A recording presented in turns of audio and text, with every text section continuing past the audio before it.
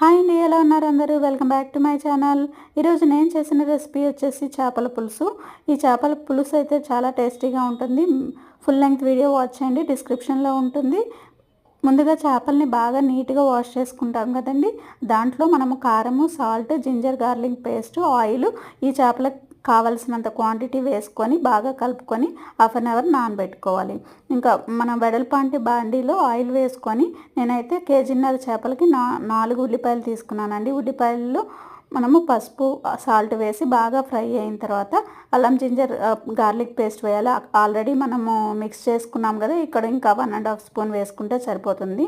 ఇదంతా బాగా ఫ్రై అవ్వాలండి. ఫ్రై అయిన తర్వాత 2 టమాటాస్ తీసుకున్నాను, అది మిక్సీ జార్ వేసుకున్నాను.